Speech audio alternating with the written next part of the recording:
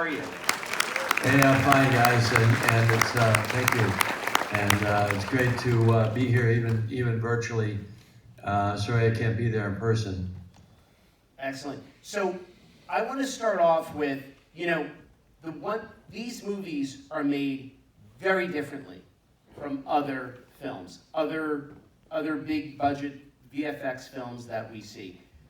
Let's start off really quickly with the writer's room and the whole idea of bringing the writers together for 2 years. I believe it was about 2 years. You had to have all the scripts written before and then the actors had to read everything before you went into production. Could you tell us more about that, bringing? Yeah. So I think if you included all drafts and sets, it might have been about a year and a half. It was a 6-month intensive period where I had the other 4 writers with me in a writing room, which I enjoyed from my TV production days way back, a decade earlier on Dark Angel. I just enjoyed the principle of that. And I thought, all right, if we're going to do multiple scripts, why not do it sort of TV style and form multiple teams? So we sat in a room for 6 months. We broke story across the whiteboards, across 3 films, which ultimately, because they were a little too jam-packed, we redistributed into 4 films eventually.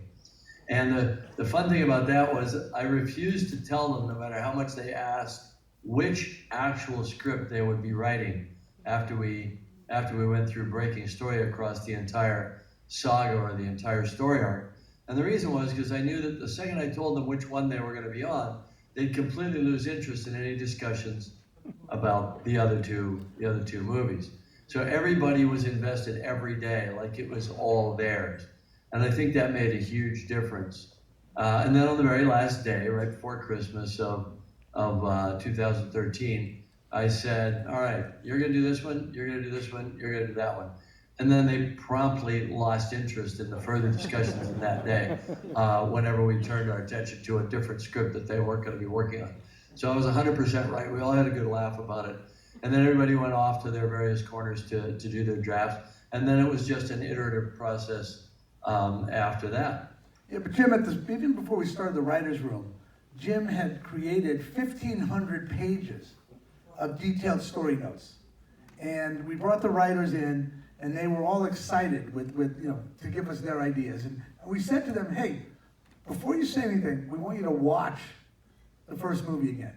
We want you to look at material that was written about the first movie.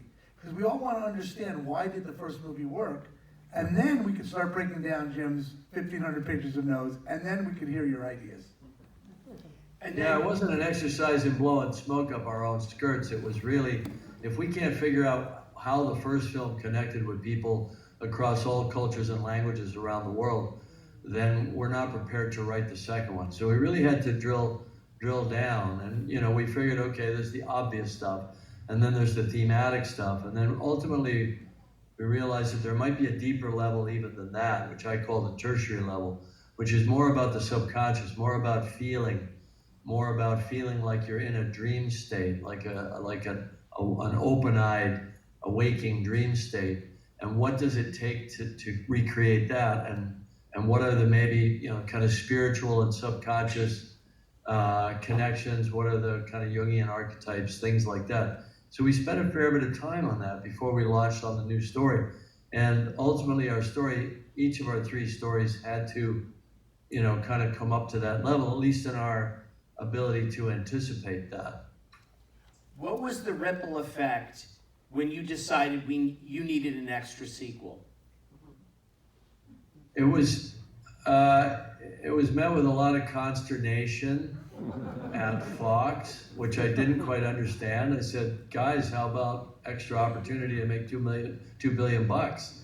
They didn't see it the way I saw it.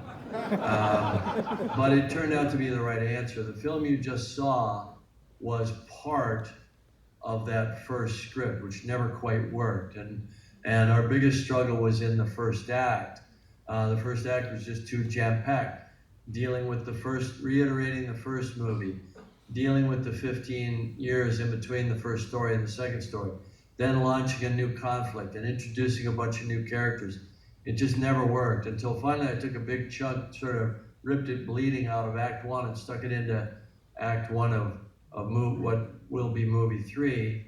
And then it all fell into place. It all fell into place after that. And once I think the folks at Fox read the actual scripts, they saw how it would work, and they embraced it and greenlit the project across a 4-film arc, which I think is a pretty bold play, and they deserve credit for that.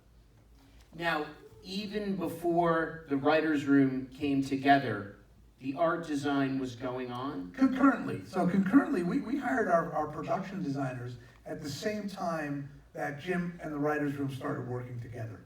And it was this really valuable process where Jim would bring down the writers to the art department, let them see what they were working at. And the art department would get excited when they would see pages that were inspired by concept art that they had driven. Jim, what do you say? It was a great back and forth process that they had?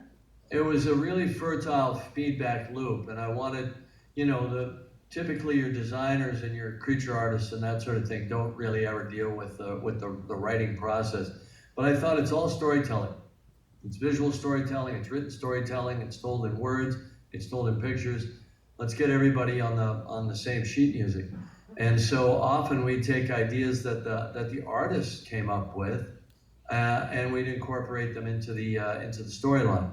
And the more the artist could understand where we were going with the story, the better. So if we proposed a creature, let's say a skimwing or an elu, we needed to define its behavior for the story, and then the artist would take that and when they drew and painted their version of the creature, they'd show, for example, the elu, they'd show it in a kind of dolphin-like social behavior, as opposed to the skimwings, which were the kind of big flying fish, which were meant to be quite fierce and quite fast. So, it was really closing the loop, and that helped us with our cultural development as well, as we're developing a new Na'vi culture, of the sea people, the reef people. And so trying to close that loop as much as possible. It really worked well for me, too, being in the middle of that, being inspired by the images. And then I could say to the writers, well, let's spend a little more time in this area. In addition, in the writer's room, we also had somebody who was what we called our Pandorapedia person. Someone who was literally just taking notes so that we could make some of the concepts that didn't make it into the scripts part of our larger canon as we look to build a franchise, whether it's in Pandora, the World of Avatar, down in Orlando, or in gaming, or in publishing. So that was a very valuable, fruitful time. Yeah, we were constantly spinning out ideas, and there's only so many that you could incorporate into the script. But any idea that we deemed worthy and worthy of being sort of a canonical part of the greater Pandora lore, who knows where that idea might show up downstream with novelizations or graphic novels or whatever. So we tried to keep track of it all as much as humanly possible.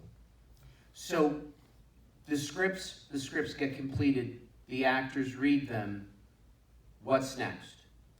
What's next? We jump into what we call virtual production, which is where we use performance capture, and we try to create performance capture around what is a very director-actor-centric process. To us, it's all about the performances and what could we get there. And Jim would go in the virtual world, and he'd go on scouts of locations that we would build virtual sets.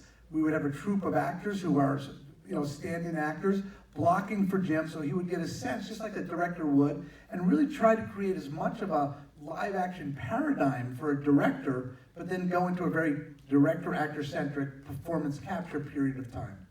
It kind of follows the normal prep period on a live-action film, where you're either location scouting, and when you like your locations, you then do a more formal tech scout, figure out where you're really going to put your cameras and your lights and all that. Or you're building sets, or some combination. So our art department was tasked with building virtual spaces, exterior spaces, interior spaces, whether it's part of the human world, at the base, or the vehicles, or out in the forest, or at the reef. They would build these sets, and then we'd get what we called our troupe.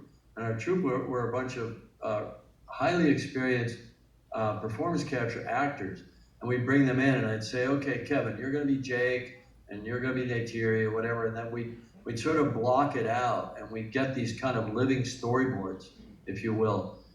It's a form of previs, but I don't think of it as previs because it's just viz. You're just working and designing shots and sort of reconfiguring the sets as you go and reconfiguring the lighting and really getting it all teed up to when you bring the actors in. So you're ready. So you have sets and you're ready to go.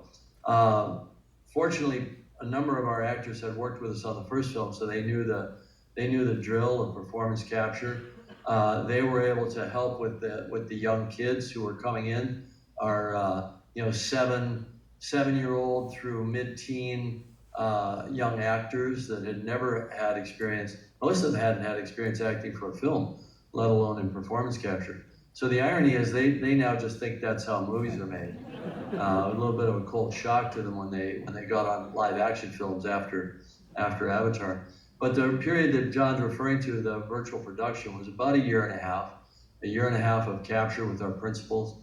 And that's a highly actor-centric process. As a director, I can take out half of my brain that might have been dealing with normally, where do you put the dolly, where do you put the crane, where do you put the key light, all that sort of thing, keeping track of millions of extras and the sun is setting and all that sort of thing. I can take that all away because I just focus on my core characters for literally a year and a half. So the actors like it because they have a lot more of my attention and focus. I like it because that's just the problem that I'm dealing with. So I kind of transitioned from being a writer and imagining the characters and situation to working with the cast, and then it's essentially almost an extension of that creative process because now we're dealing with the characters and their emotions and their problems and all that. And then eventually we move on. We let the actors go. They can go work on other movies. Now we get into the virtual photography, where I'm literally figuring out all my camera angles and the actual lighting that'll be in the movie and all that sort of thing. So it sounds a bit schizophrenic, but it's actually kind of in a funny way much more creative. And Jim, let me add one other step in there, which is the camera edit, which is a very important step in our process. Our editors, we are always filming reference cameras of our actors. We're filming photographic close-ups of them. Our editors and Jim then go create edits, picking out the best performances for each sequence, almost coming up with a structure for it. Those become camera loads, and that's what Jim's talking about when he goes out and shoots virtual cameras. And one of the great things about this process is if an actor gives a great performance, that's a very emotional performance, we only have to capture it once. And we could use it when Jim does the virtual camera for the close-up, for a dolly shot, for a wide shot, when he creates all of that. But it's all after an editorial process where Jim and the editors pick the best of the best. Now, I think it's important to think about this as you wouldn't do this type of filmmaking if you didn't have to. But one of the things we wanted to do was create these really interesting, amazing characters that are kind of like us, but kind of different. And they have tails and they have ears and they have these giant, golden eyes and so on. And so there's something kind of very compelling about them as you're watching that we wouldn't be able to do with makeup, with prosthetic makeup. At least it would be an uphill fight. It wouldn't look as good. So you have to have a reason to do it. I don't think you'd do it if you were going to do a story about a talking frog or a talking moose. It has to be something that's meaningfully actable, by our actors. And if you could just shoot it normally, why wouldn't you? It's not like we're trying to replace photography. It exists in a kind of a narrow band that's almost specific to this idea of a fantasy kind of waking dream state. So we try to make it as real and as photographically real as possible. But we still know that there's a narrow band of utilization for this technique. But Jim, when we got into the live action, we went to, some traditional live action techniques, but added our own spin to it, where we knew we had a lot of scenes with CG characters interacting with live action characters, and we had created something on the first movie that we called simulcam, where we were simultaneously feeding to the eyepiece of the camera computer-generated images that weren't there physically on the set. But Jim could then compose visually to it. On this movie, Jim, though, we added the depth compositing, and that made a big difference too, I think. Well, it's a really interesting suite of tools. I think simulcam, I mean, there may be filmmakers that are attracted to doing the kind of virtual production that they're doing, and that's cool, and we'd support that and teach whatever we've learned. But I think the greater application from what we've learned and developed on this project is the simulcam. Because there's CG effects, there's VFX in almost every movie these days, and a lot of movies inhabit a space that's largely on the live action side, maybe 80-90%, but still involves a lot of set extensions and replacement stuff and CG characters entering that world space. So we created this whole suite of tools around the live action camera, which happened to be a 3D camera, but it could be a 2D camera. That's kind of the least of the issue. But it had a real-time depth discrimination function built into it, and I mean real-time. So CG characters could circle around live action characters, and they were fully integrated. It wasn't like a layers of alphas running through a compositor. It was literally based on essentially voxels. It literally was volumetric. So you could have a set extension that once it was aligned, continued on almost with centimeter accuracy, and people could come and go out of that set extension, walk around each other, and even physically interact if we put puppeteers in the space in blue suits, so they were held out in a conventional way. They could push back and interact and hand objects to each other and all that sort of thing. And I like to operate. I didn't operate the whole movie, but I operated probably about half of it. And I love just being handheld and being in the kind of this hybrid world that was part virtual and part live action. Or I could be, on the wheels of a remote head or whatever. But we worked with a lot of, previs shots, but we also could just make stuff up on the set. It's pretty amazing. If I decided it looked better from over here, I'm seeing that whole virtual space moving and the characters within it, and my live action characters and set pieces in the foreground.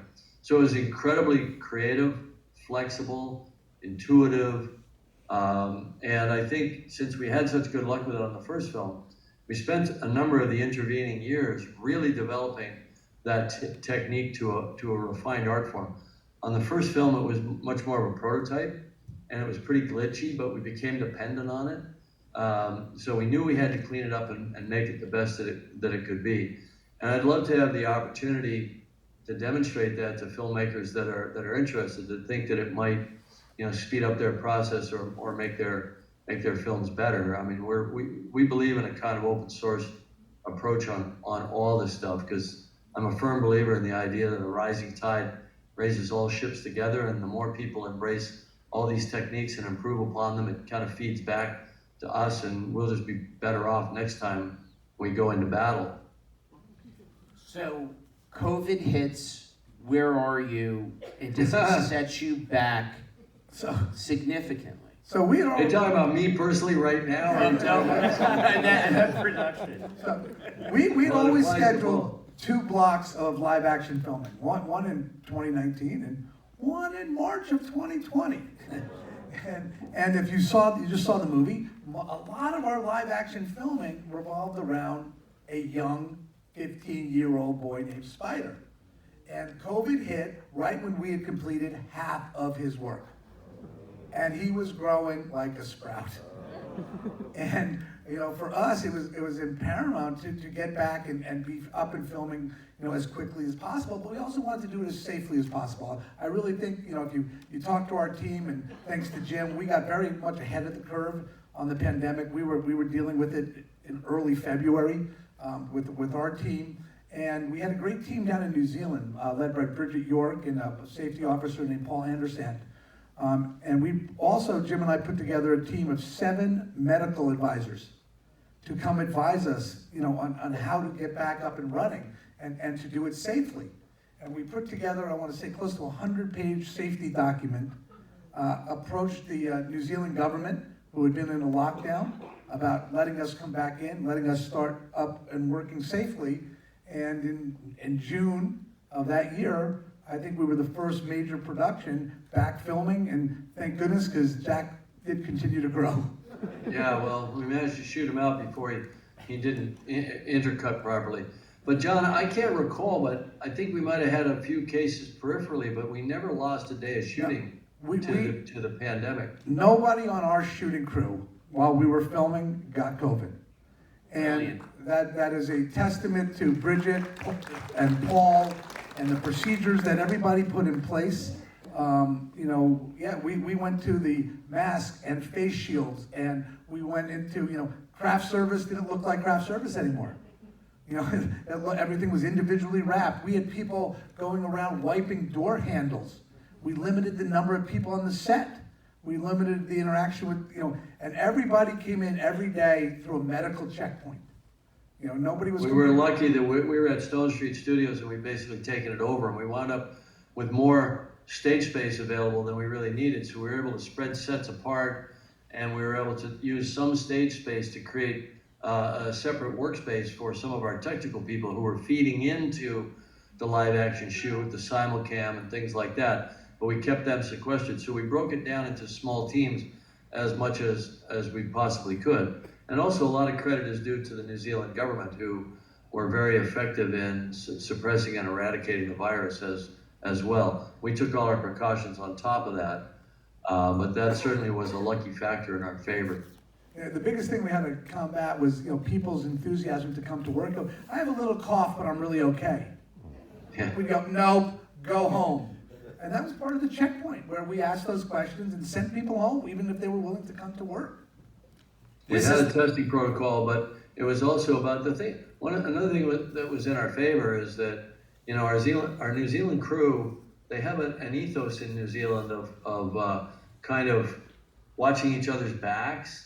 And so they were pretty good about, if you look them in the eye and said, "Are you feeling a little unwell today?" They'd say yes. They wouldn't try to play it off. And so the cooperation of the crew was really super critical. And I think it took a little bit of John and I, talking to everybody and talking them through it, say, we understand your enthusiasm. We understand the fact that you feel a strong responsibility to be here, but your greater responsibility is to our group well-being. So factor that in and be honest. And they were great.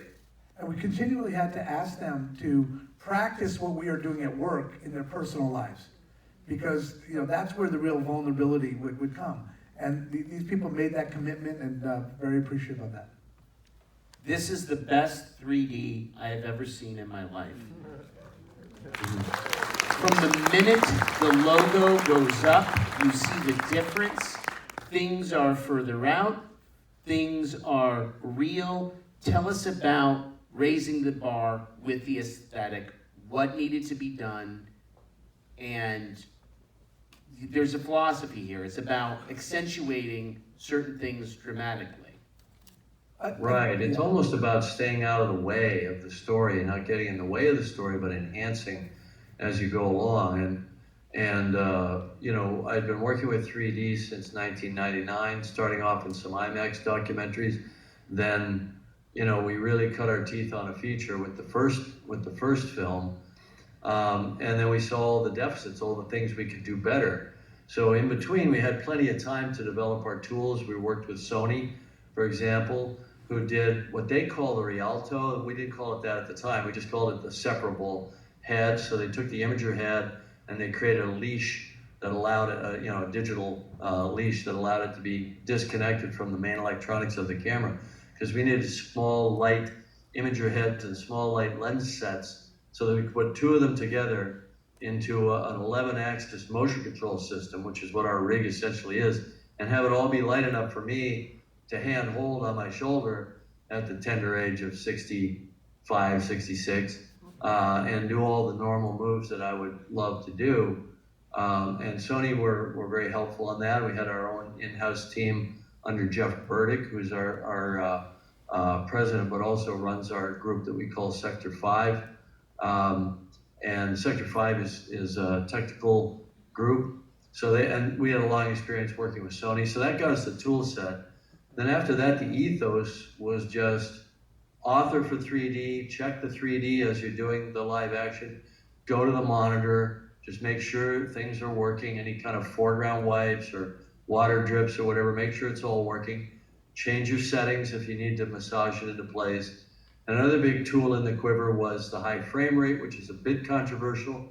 We tried to apply it not as a format from end to end, like 70 millimeters format, right? CinemaScope's a format. We tried to think of it more as a part of an authoring tool set, kind of like, like music at the mix. You can have music or not have music. It's an authoring choice, creative choice. And where we applied it was to smooth out strobing. Because some people say, I get a headache, it hurts my eyes. And that's all quantifiable. It's all understandable. When you have, vertical objects with high contrast across that boundary, and it moves laterally at a high rate, it kind of judders across the frame, and it messes with that part of our brain that tries to decode parallax information. So without getting too technical, we kind of knew that, and we planned for it. I would say, so much of this film, any technical success we had was based on a lot of planning and a lot of learning from the previous film, which is, kind of one of the advantages of setting down the road of a franchise or a series of films, is you can make each one better than the last by improving your technique in between, especially if you're out, kind of on the frontier like we were on the first movie and dealing with a lot of prototype technology. What was prototype on movie one is mature tech on movie two and reliable. And I think part of it is also the philosophy that we bring to 3D, which is we look at 3D as a window into a world, not a world coming out of a window. Yeah. And and if we bring something out of the window, we're interrupting the suspension of disbelief. We've just worked so hard to earn from you. And I think we utilize 3D, Jim.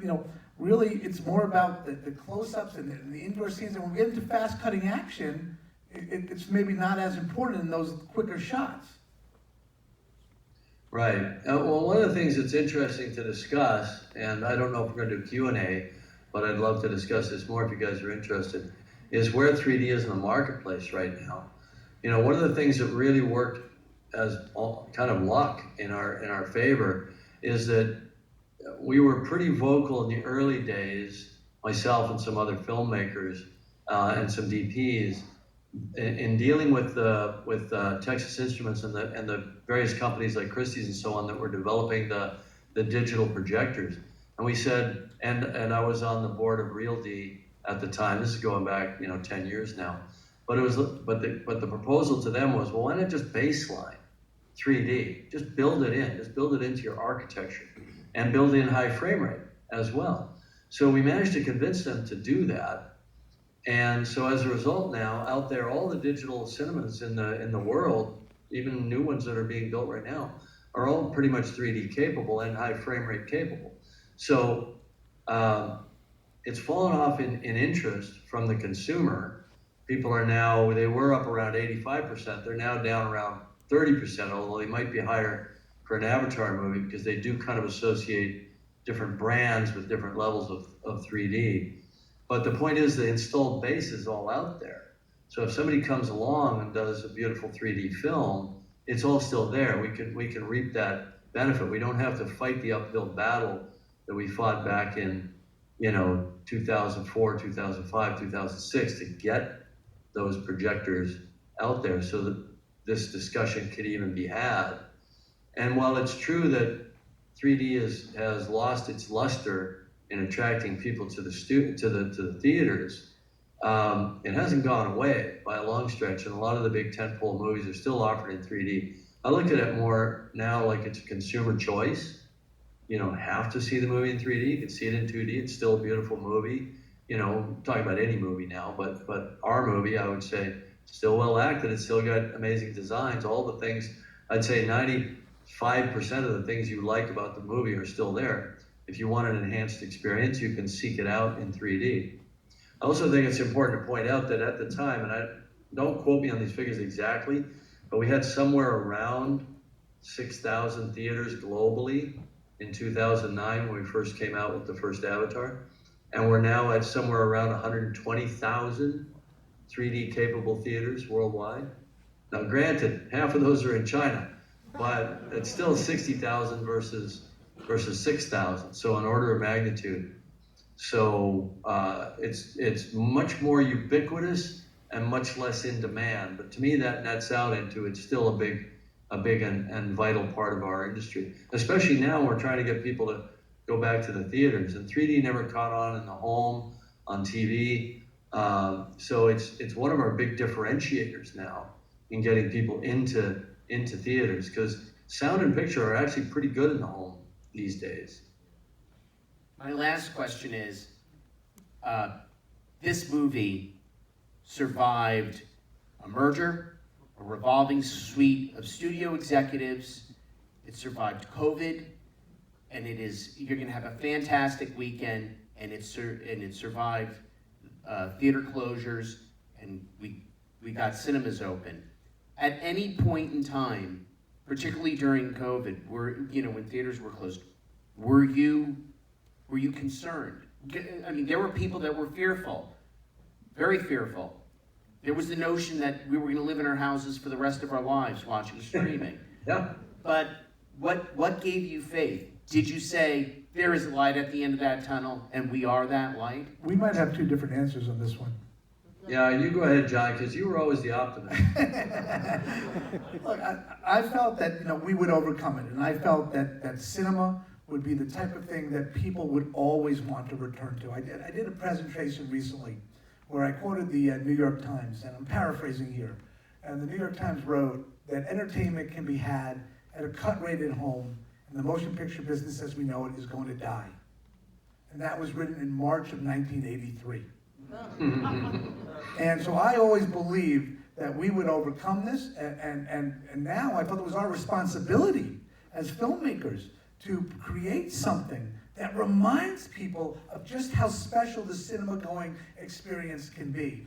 And Jim, at our premiere in London, he talked about that. He talked about that this premiere is not a celebration just of Avatar, but it's a celebration of cinema, an art form that has been part of our lives forever, and we want to maintain a part of people's lives forever in the future. It was a beautiful evening because we had one of the best cinemas in the world that had been fully restored by was Adam Aaron's Pride and Joy, head of AMC, the Odeon Leicester Square, and it was a packed house, 800 people in black tie. And I looked out at that audience and I thought, okay, people want this. We collectively as a society want this. We want this type of experience just like we want live concerts and live sporting events.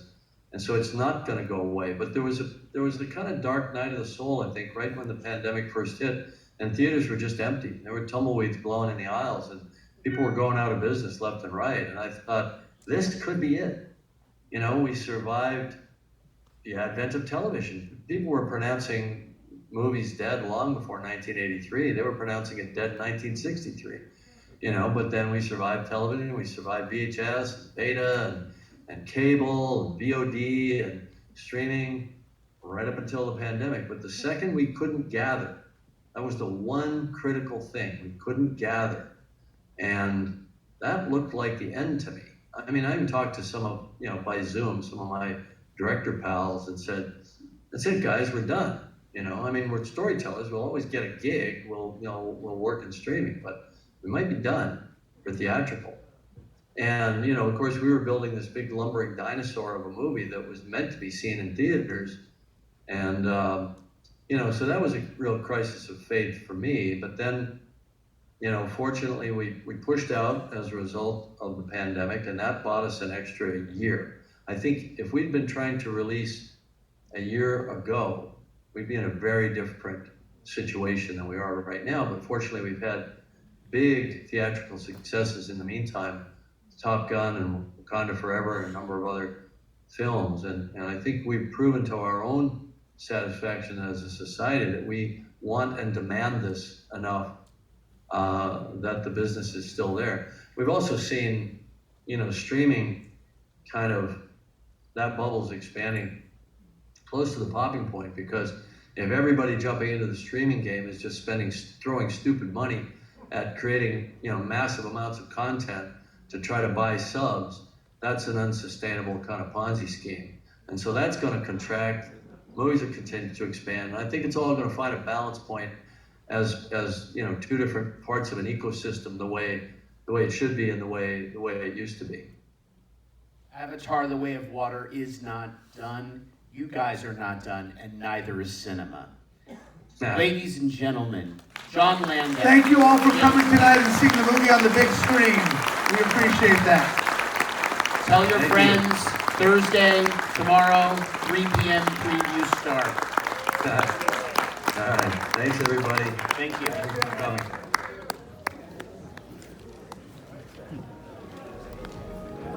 That was good. Very happy.